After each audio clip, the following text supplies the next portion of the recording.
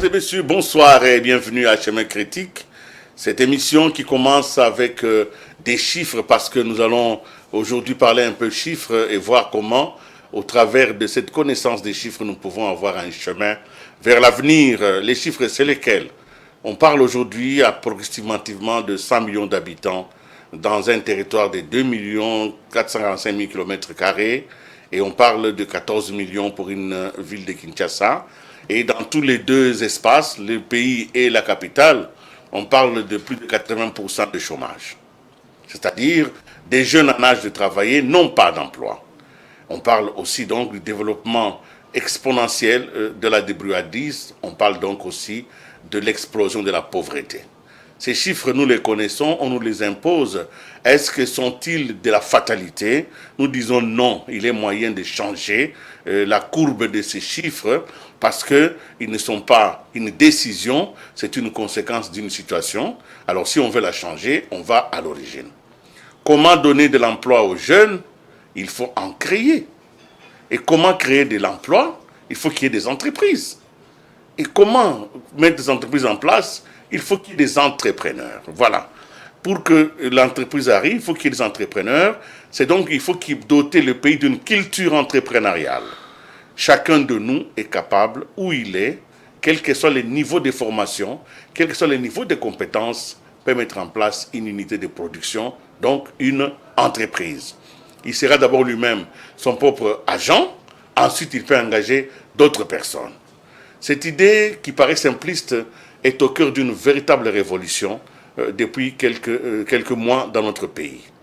Des Congolais qui ont eu le bonheur de bénéficier d'une formation non seulement au pays mais à l'extérieur aussi, ont compris qu'ils pouvaient participer au changement des paradigmes dans notre pays. Ils sont venus avec des idées, avec des pratiques nouvelles, mais surtout avec une énergie terrible. J'ai sur ce plateau l'un de ces champions, ceux qui ont décidé et qui croient qu'on ne peut pas continuer à être mis dans une case, pays pauvre, pays sans travail. Et on peut changer cela, on peut devenir demain le Congo des hommes riches, le Congo des millionnaires. C'est faisable, grâce à des hommes que vous allez tout à l'heure découvrir, parce qu'ils ont des solutions pratiques, concrètes, réelles. Ils s'inscrivent dans une dynamique transgénérationnelle et ils veulent que le pays aille de l'avant. J'ai donc le plaisir aujourd'hui de parler d'entreprise et de conseil économique avec M. Popol Kayembengezo, qui est sur ce plateau, que je salue d'ailleurs. Bonsoir, M. Popol. Bonsoir, M. Willy. Merci donc d'accepter. Vous êtes quelqu'un que je voudrais vraiment que l'on retienne votre visage. C'est vrai, je ne fais pas de l'esthétisme, hein. Vous êtes quand même une belle personne à voir, mais c'est un visage dont les contenus est plus profond que les contents. Vous êtes quelqu'un qu'il faut que le Congo connaisse, parce que dans chaque famille, chacun pourra utiliser un jour les idées que vous allez développer aujourd'hui. Merci. Vous venez donc du Canada où vous avez passé une grande partie de votre vie, mais vous êtes né, vous avez grandi, vous avez terminé votre université ici en sciences économiques, vous êtes parti au Canada, vous avez travaillé. Vous revenez à la tête d'une société qui s'appelle Quantum Vertex. Et il y a quelques jours, vous avez lancé avec le ministre entrepreneuriat PME un projet monstre que vous appelez 1 million de PME pour 8 millions d'emplois. Ça peut être comme le slogan d'une chanson, mais c'est la réalité. Alors, tout au début, il y a votre personne que l'on veut connaître, il y a le projet que l'on veut connaître. Bon, écoutez, alors commençons par vous-même. Je ne veux pas vous présenter, je veux que vous puissiez raconter votre petite histoire. De quoi s'agit-il? Qui êtes-vous? Vous venez d'où? Je suis Popol Kayembe, comme vous l'avez dit tout à l'heure, donc congolais. Oui. Congolais d'origine congolaise, donc naturalisé canadien actuellement. Qu'est-ce que je dois dire de moi? Donc, je suis économiste de formation, comme vous l'avez dit, spécialiste en gestion financière. Puis ensuite, bizarrement, comme j'aimais bien les technologies de l'information, j'ai commencé en tant que développeur informatique en autodidactie. Donc, j'étais autodidacte en développement informatique. J'ai développé pour l'application, par exemple, des transferts d'argent pour Money Trans ou Mr Cash. où on était parmi les toutes premières à développer des applications web pour Mr Cash, pour des compagnies de transfert d'argent. Et ensuite, nous avons travaillé aussi pour, comment dirais-je, implanter Tigo, où j'étais ingénieur de technologie mobile ou de technologie GSM. Et puis quitter là, donc avec tout cet amour de technologie, je suis allé au Canada. Et au Canada, je travaillais comme développeur informatique pour de grandes compagnies comme Fujitsu, pour ne pas toutes les citer. Et j'ai embrassé la carrière de consultant en informatique, spécialisé dans les technologies, des gestions. Et c'est là que le switch s'est fait. Et puis j'ai lancé ma propre compagnie. Mais avant ça, d'ailleurs, il faut que je le dise, j'étais déjà... j'ai commencé un programme de maîtrise en gestion des technologies, MBA en gestion des technologies de l'information, et j'ai fini en tant que maître en technologie de l'information, donc en administration des affaires. Et je continuais. Et là, en 2013, j'ai lancé ma boîte INS au Canada, ma première boîte au Canada. C'est la boîte qui est spécialisée en technologie de gestion. Et là, nous avons travaillé au gouvernement de Québec pendant une dizaine d'années dans les cadres du projet SAGI, le projet d'informatisation du gouvernement, d'informatisation de la gestion du gouvernement de Québec. Nous y avons travaillé pendant une dizaine d'années pour mettre en place l'un des plus gros projets du gouvernement du Québec. Et j'ai créé encore une autre compagnie. Vous avez créé beaucoup de compagnies et c'est une très bonne chose. C'est vrai que vous voyez que la modestie, vous étouffe, on ne parvenez pas à tout dire, mais ce n'est pas grave. Ce qui est important, c'est que l'on sait qu'on est en présence de quelqu'un qui est crédible. Vous savez, le Congo a reçu a une méfiance à l'égard de la diaspora. Hein, sa diaspora, c'est des gars qui arrivent ici, on les appelait les Diassa, donc ils avaient compétences en toute matière, sauf dans les matières dont on entendait parler d'eux. Alors, vous êtes avec Quantum Vertex. Ouais. C'est quoi exactement? Quantum Vertex est une compagnie de technologies de gestion et de technologies entrepreneuriales. Elle opère sur 4 axes en tant que telle. Le premier axe, c'est des technologies et de sécurité. Donc, nous sommes capables d'implémenter l'infrastructure technologique, ainsi de suite, et puis même encore mettre la sécurité au-dessus. Vous savez que la technologie, la sécurité des technologies est un domaine important aujourd'hui à cause de toutes ces menaces de cybersécurité. Vous pouvez travailler sur la sécurité. Donc, on peut implémenter la sécurité, on peut protéger les infrastructures, etc. pour s'assurer que il n'y ait pas de hackers. Pour faire face à des attaques destructives. Donc, nous sommes aussi spécialisés dans les technologies de gestion. Donc, vous comprenez, nous aimons bien la gestion. Parce que c'est justement ça. Exactement, parce que la gestion fait la différence. Monsieur Willy, au talent comparable, c'est la gestion qui fait la différence. Vous savez, on est dans un pays où les gens ont beaucoup de talent. Mais qu'est-ce qui leur manque? La gestion. La gestion, c'est-à-dire les outils et des systèmes. Pourquoi je vais faire une parenthèse pour dire, vous avez le talent, mais si vous n'avez pas les outils et les systèmes, vous n'irez pas loin. Les outils et les systèmes sont comme les effets absorbants. C'est comme 100 vous multiplier par 0, ça ne donne rien. Donc c'est exactement le sens des outils et des systèmes, des procédures et des processus. Et c'est ce qui manque réellement dans ce pays. La gestion est calamiteuse dans beaucoup d'institutions, etc. Mais heureusement que... Vous apportez donc quelque chose pour pouvoir renforcer la gestion. Vous apportez quoi exactement? Les systèmes de gestion, les procédures, le processus, les règles. Nous amenons également l'infrastructure technologique pour mettre au-dessus les systèmes de gestion, former les gens. Vous savez, les technologies sont rien. La Rome antique était bien développée et là, je dis l'Égypte antique. Je peux aller encore plus loin, 4000 ans, 5000 ans avant Jésus-Christ. L'Égypte antique était bien gérée. Il n'y avait pas de technologie. Bon, ils avaient leur technologie de l'époque, mais il n'y avait pas de technologie de l'information. C'est-à-dire, il n'y avait pas cette circulation de l'information. Mais il y avait, j'ai bien géré. Parce que il y avait des processus, des procédures et des règles, des choses à faire. Et elles étaient respectées. C'est pourquoi ils ont construit les Alors, grands monuments. parce que cette émission a aussi un peu un rôle pédagogique. Mais je n'avais pas encore fini. Je vous en prie. Parce que il fallait que je parle des autres axes, comme axe PME de Quantum Vertex. Quantum Vertex travaille à développer des outils entrepreneuriaux et des outils de gestion pour des PME. L'idée, c'est quoi? Ce que nous voulons amener les PME à maturité. Nous voulons amener les PME à réussir et à gagner de marché, même à l'extérieur du pays. Et vous savez combien est-ce que c'est important pour une économie en tant que telle et comme la nôtre. Ce sont les économies par les PME qui progressent. Exact. La deuxième chose, que nous allons amener la connaissance, parce que nous voulons vraiment que la connaissance entrepreneuriale se diffuse à travers le pays.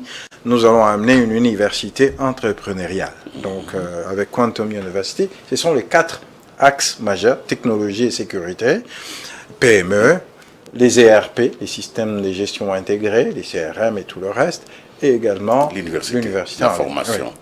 Oui. Et alors, vous avez évidemment, pour que l'on se rende compte à peu près de ce que vous proposez, nous allons prendre une présentation, donc en double moment, où vous présentez, vous allez expliquer ça après, hein, que les gens voient, certainement que beaucoup ne comprendront pas, mais soyez simplement attentifs, amis spectateurs, pour suivre cette double présentation sur le EMAVision et puis les ERP-CD dont il a parlé. Suivons ça et puis nous revenons sur ce plateau.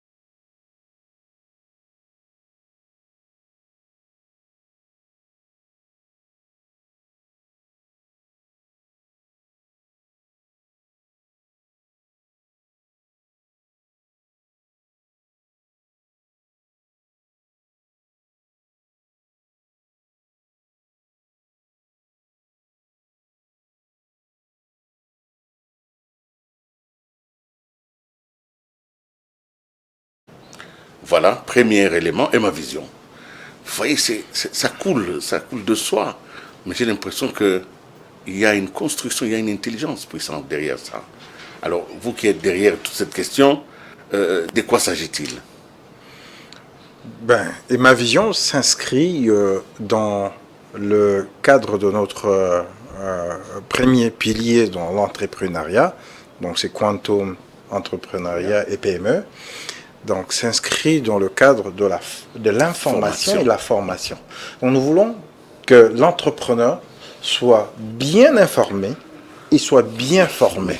Ce sont les éléments essentiels à l'entrepreneuriat. Je répète encore que les pays s'est endormi un tout petit peu pendant 30 ou 40 ans en ce qui concerne l'entrepreneuriat. Pour plusieurs facteurs.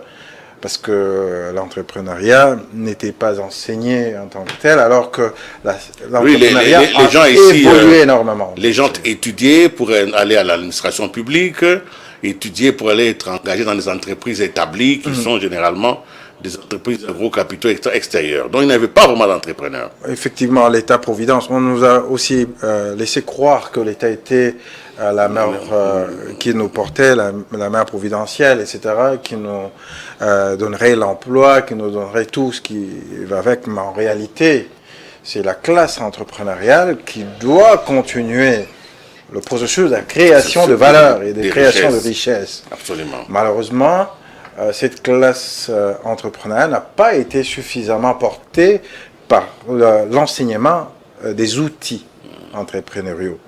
Raison pour laquelle nous venons avec cet ensemble de formations. Donc, le premier élément, c'est la formation. Il faut absolument former l'entrepreneur à la gestion. Exactement. Il faut le former à l'entrepreneuriat et à la gestion. Parce que c'est deux choses différentes. C'est-à-dire le besoin d'entreprendre ou la capacité d'entreprendre et la capacité de bien gérer. C'est-à-dire de combiner les facteurs pour arriver à de bons résultats. Donc, ces deux pieds-là doivent marcher ensemble. Et je vois qu'il y a une innovation. Vous formez même dans les langues locales. Oui, donc nous allons porter toutes les formations dans les langues. Donc on a déjà commencé avec les premières formations, les 5 premières formations d'entrepreneurs, donc qui seront dans les langues nationales. Donc nous commencerons déjà avec le Swahili et les Lingala. Nous allons implémenter désormais... Pour qu'on soit précis, la formation c'est entre l'entrepreneur et la plateforme. Exactement. Donc c'est en ligne.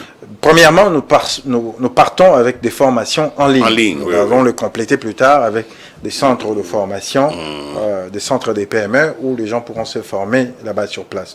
Avec d'autres partenaires comme les universités, ça pourra se faire en présentiel, ainsi de suite. Donc, je ne cite pas... Nous continuons parce que cette émission a ceci de merveilleux, c'est que c'est un plat que je vous propose à manger.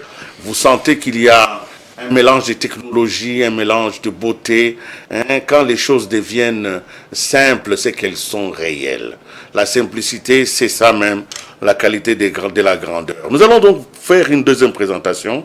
Cette fois-ci, ce n'est pas Emma Vision, mais c'est ERP.cd. De quoi s'agit-il? Alors, Lise Pemba, surprenez-nous.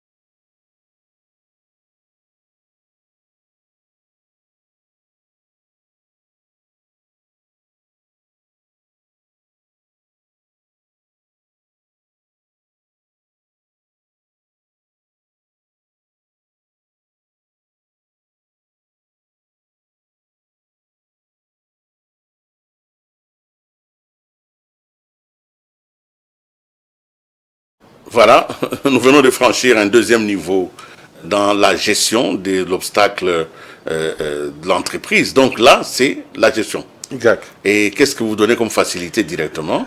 Ouais. Donc, je disais que la gestion fait la différence des missions.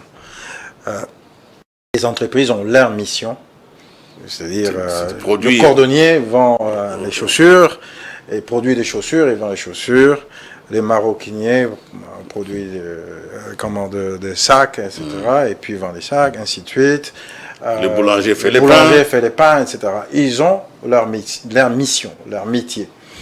Et par contre, ces métiers ne valent pas grand-chose s'ils ne sont pas accompagnés de la gestion. Pourquoi? Parce que la gestion qui vient amplifier le métier. C'est la gestion qui vous permet de dégager un bénéfice conséquent et de réinvestir ce bénéfice. Et de prospérer. Et de prospérer.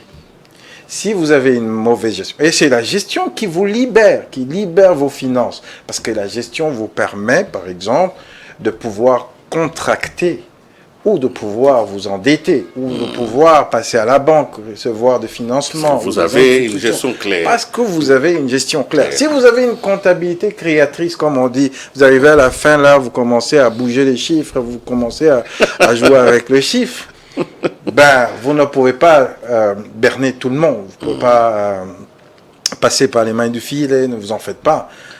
Et vous n'aurez pas de financement et vous aurez bloqué votre capacité d'expansion. Alors, pourquoi nous voulons que les entreprises soient bien gérées? Parce que c'est la gestion qui est la base et le principe même de l'évolution d'une entreprise. entreprise. Et vous proposez le ERP. ERP-CD. CD. ERP, c'est-à-dire logiciel de gestion intégré en anglais. Je ne veux pas citer l'acronyme en anglais, mais en français, c'est logiciel de gestion intégrée. Ça veut dire quoi? Nous faisons de la gestion intégrée dans le système.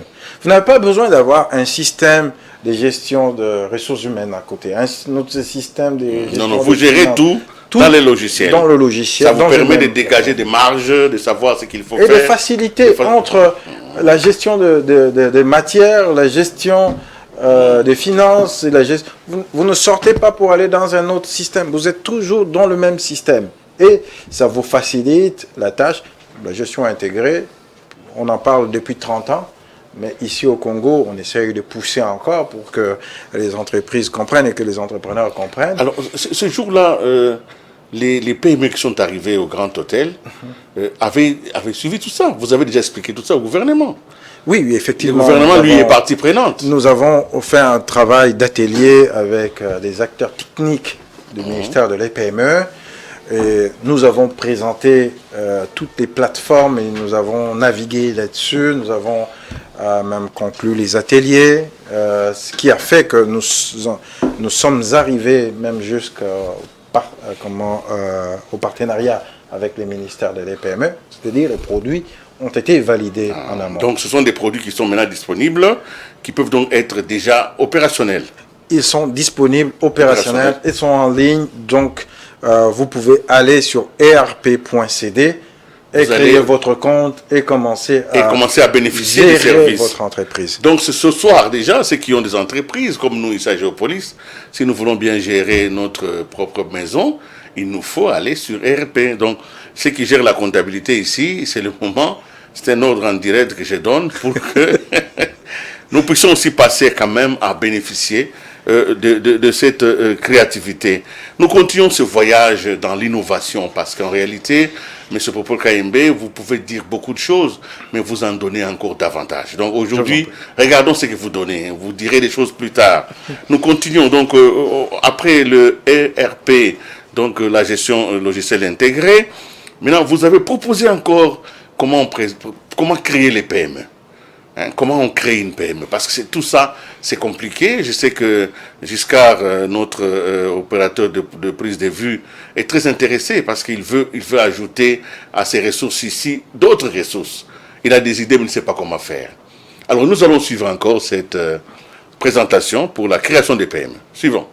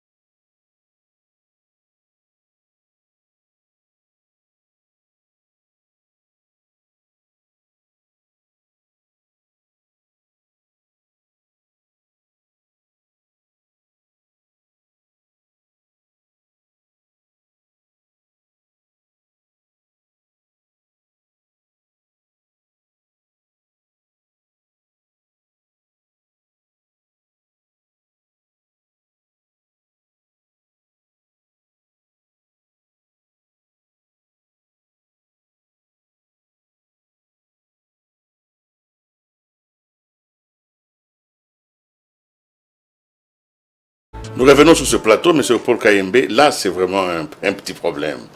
Alors, il existe dans ce pays ce qu'on appelle les guichets uniques de création d'entreprises, qui a déjà été inauguré. On parlait de 4 jours pour créer votre entreprise, tout ça.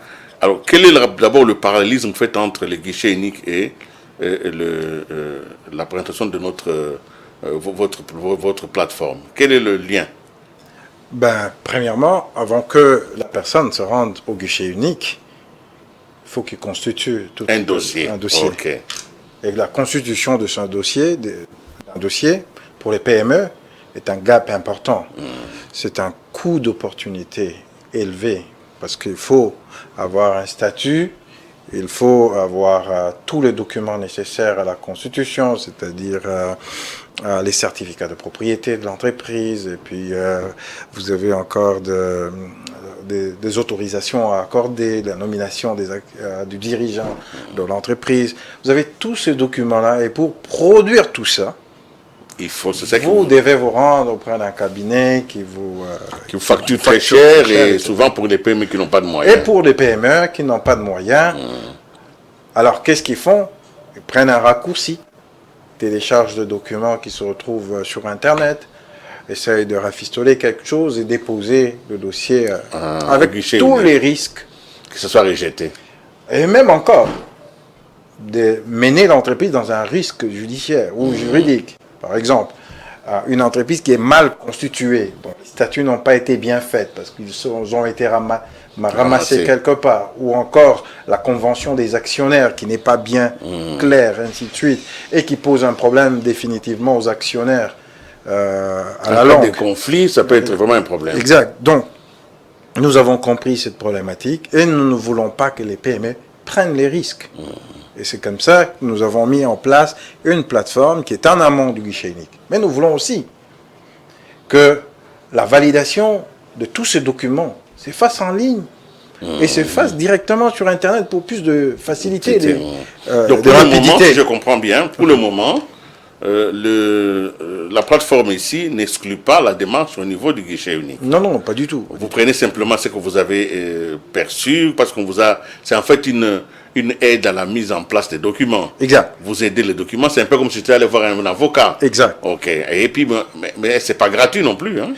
Bon, nous sommes en train de réfléchir avec des partenaires comment pouvoir, pour pouvoir donner les outils, pas gratuitement, c'est-à-dire subventionner oui, ok, je comprends. Ouais. Ça signifie que si on veut aider les PME, alors on va aider la plateforme pour que les PME accèdent à ces services en apparence gratuite, mais quelqu'un d'autre pourra payer. Ok, ça c'est une très bonne chose. Et évidemment, dans d'autres pays, les guichets uniques n'existent plus. On peut tout avoir sur Internet. Vous pouvez créer votre entreprise sur Internet. Et vous recevez les documents tout officiellement. Officiellement. Donc, bon, c'est sûr que dans plusieurs pays, c'est payant parce qu'ils en ont la capacité, ainsi de suite. Les agents économiques en ont la capacité. Mais par contre, chez nous ici, il faut considérer la poche de l'entrepreneur, ce que j'appelle le coût de la vie d'entrepreneur. Elle est énorme, elle est lourde, elle est pesante. Donc, mais alors, avant de continuer la visite, parce que je vous disais que nous faisons beaucoup plus honneur à l'offre, à l'innovation, et nous avons compris, depuis que nous avons commencé, que pour créer maintenant une PME, nous avons des facilités. Pour gérer nos entreprises, nous avons des facilités, parce que nous avons aujourd'hui les logiciels de gestion intégrés, pour pouvoir constituer même notre vision par rapport à la PME, nous en avons. Mais je voudrais quand même que vous puissiez faire une petite inscription. Nous allons peut-être y revenir une autre fois dans une émission complète. Mais le projet 1 million de PME, comment est-ce que vous l'avez animé? Et puis nous allons continuer à voir les 3 offres qui restent. Les offres que vous voyez là font partie en réalité de ce que nous appelons Continuum PME. Vous avez vu au début de chaque vidéo, il y a le logo de Continuum PME. C'est pour assurer la continuité dans la proposition des valeurs auprès des PME. C'est-à-dire quoi? C'est-à-dire que nous avons réfléchi sur l'aspect information. C'est-à-dire qu'il faut donner de l'information aux PME il faut donner l'information, la formation aux entrepreneurs. Donc, je parle indifféremment parfois de PME et des entrepreneurs, parce que ce sont les entrepreneurs qui démarrent les PME. Alors, nous nous disons, si l'entrepreneur est bien informé, bien formé, et qu'il a une stratégie de marché claire, et qu'il a une planification claire, on sait d'où il va, d'où il vient et où il va. Et puis, on comprend bien qu'il est formalisé, il a tous les documents qu'il faut correctement. Il n'est pas dans l'informel. Il n'est pas dans l'informel. Et qu'en plus de ça, il est bien géré, c'est-à-dire cet entrepreneur gère très bien sa boîte, c'est toutes les conditions pour réussir. Et d'ailleurs, vous prenez nous allons suivre la présentation. Et Chance PME. Oui, exactement, pour également parler du projet 1 million de PME. Alors, nous disons que nous avons l'écosystème pour générer et formaliser les PME. Et nous travaillons. Nous ne disons pas que c'est tout, parce que nous avons encore 5 plateformes qui arrivent en 2024. Donc, ça veut dire que nous travaillons sur ces continuums pour approvisionner, pour capaciter les agents, ou les agents économiques, ou les entrepreneurs, de telle façon qu'il ne leur soit plus tolérable de pouvoir dire, oh non, je suis fatigué, c'est difficile. Donc on ferme trop d'entreprises ici, on ferme trop de PME. Quand vous entendez quelqu'un vous demander comment il avait commencé, il faisait le commerce de mèches. Et l'autre, il avait un taxi. Il a arrêté. C'est hallucinant de voir comment le paysage entrepreneurial change. Après, il suffit de ne pas être dans le pays et puis revenir une année après. Vous allez trouver, vous demandez, non, il est déjà mort. Lui, il avait fait un AVC. Il n'a pas pu continuer les affaires parce que le business ici, c'est mortel. C'est justement parce que nous gérons mal nos PME. Nous n'avons pas les outils de gestion qui soient adaptés. Nous n'étudions pas les marchés. Et là, nous avons une possibilité de nous améliorer grâce à l'apport des Congolais qui ont compris la problématique et qui apportent des solutions concrètes. Ainsi, la solution suivante, c'est la présentation de Chance PME. Nous pouvons suivre.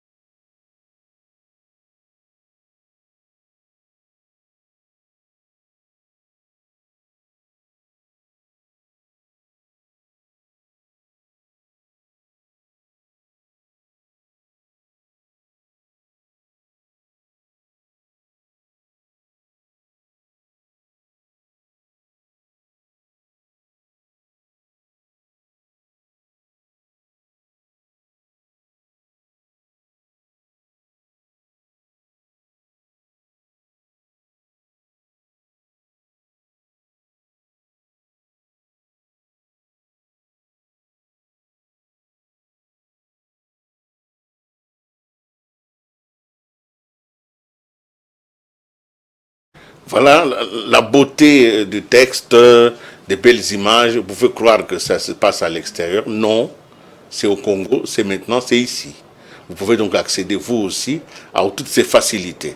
Vous êtes jeune, vous vous plaignez, vous n'avez pas de boulot, vous êtes à la maison, mais vous avez tous la capacité aujourd'hui de vous connecter. Où que l'on aille, quand on voit des jeunes, s'il a un téléphone, nous passons beaucoup de temps sur les téléphones, sur les écrans. Qu'est-ce que nous y regardons? Où est-ce que nous allons nous connecter? Et voilà des sites sérieux qui existent, qui sont des plateformes importantes, qui peuvent vous permettre de construire des idées autour de l'innovation, de construire des idées autour de votre chemin. Donc il n'y a pas de fatalité à la pauvreté, sauf notre propre paresse et notre manque de discipline.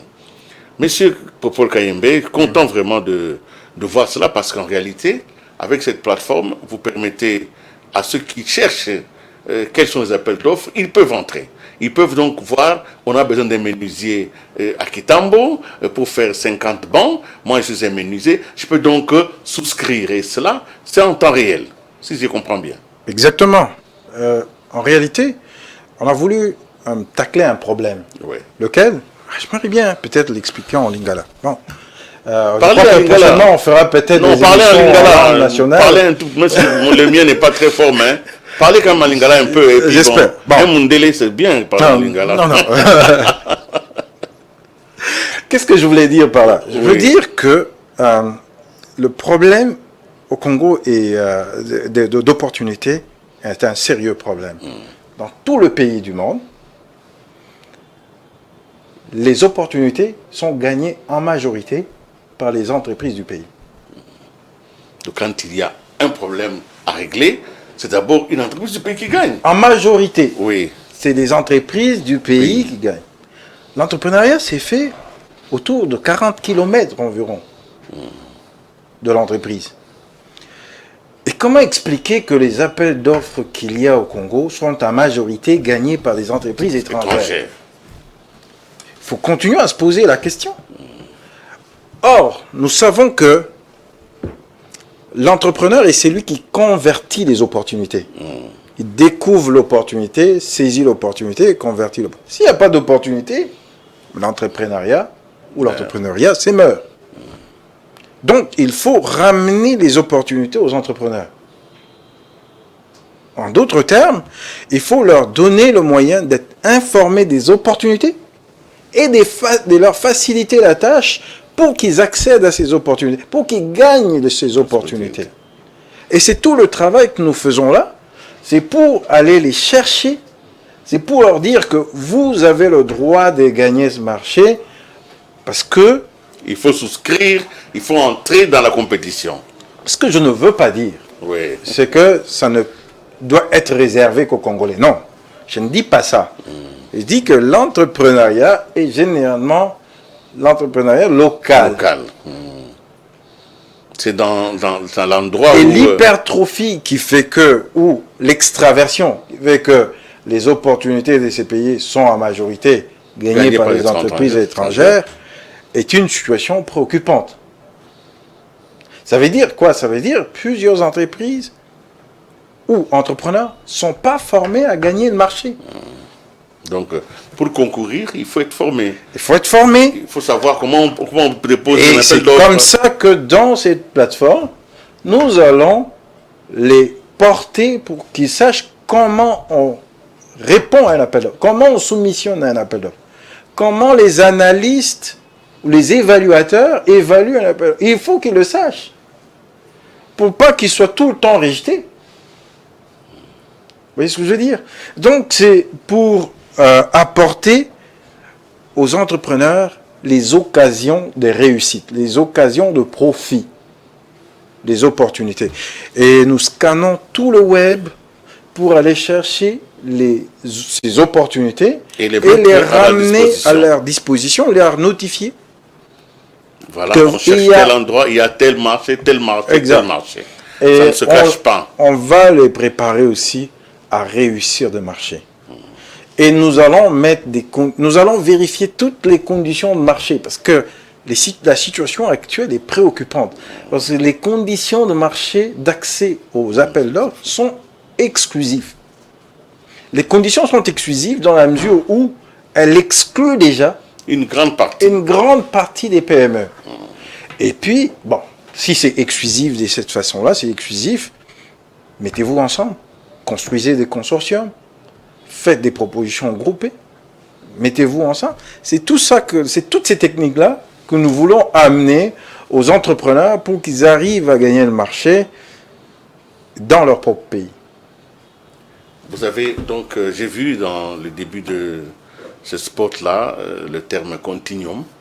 Nous sommes dans une logique, si vous suivez bien, vous voyez que vous prenez la PME de la conception jusqu'à son succès. Exact. Alors, donc, nous allons suivre l'appréhension du continuum.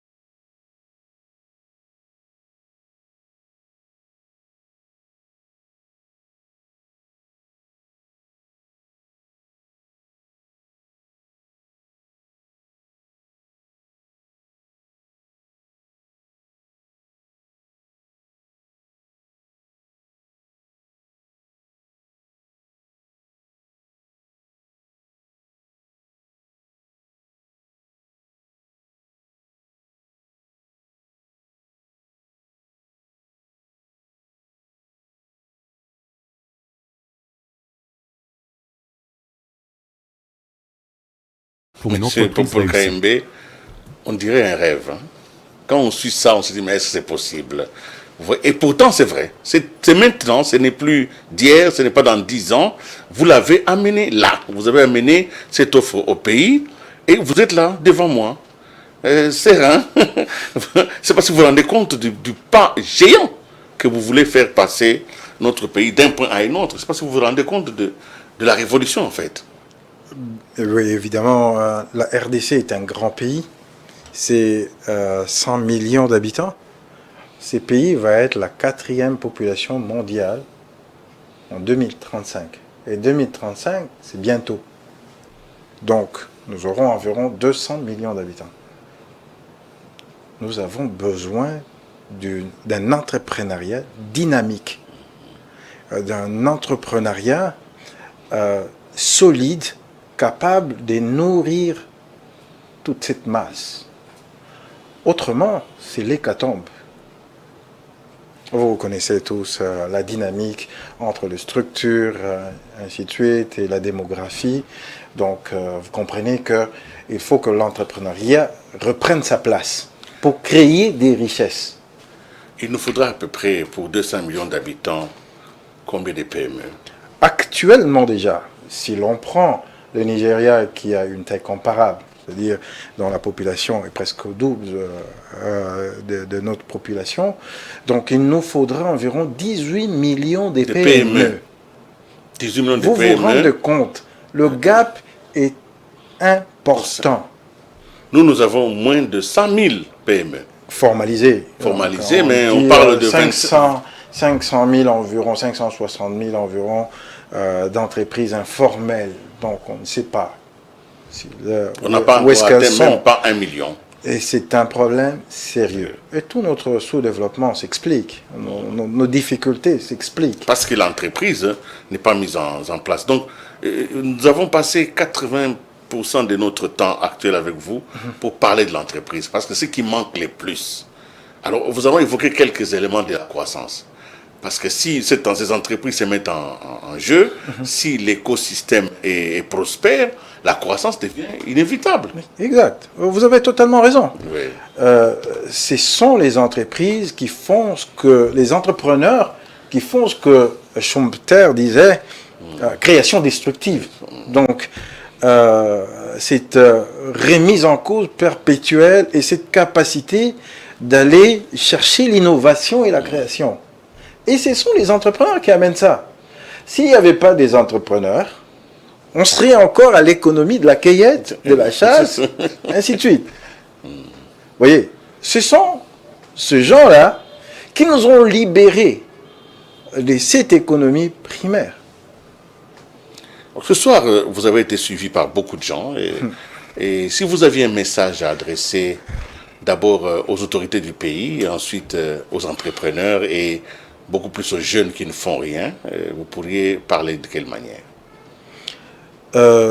J'aimerais juste dire qu'il y a de l'espoir aujourd'hui. L'espoir, c'est quoi? C'est que l'entrepreneuriat est utile et l'entrepreneuriat est pour tous. Ça veut dire quoi l'entrepreneuriat pour tous? C'est qu'il n'y a pas, et Dieu merci, une seule classe ou une seule catégorie de gens qui peuvent entreprendre.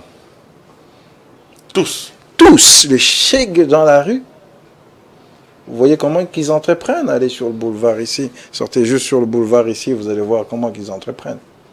Mais il faut porter cet entrepreneuriat. Qu'est-ce que je veux dire par là? C'est que c'est une chance pour nous d'avoir autant de jeunes qu'on peut convertir, qui peuvent devenir entrepreneurs. L'entrepreneuriat n'est pas inné. Nous répétons et nous allons le répéter. Ce n'est pas inné.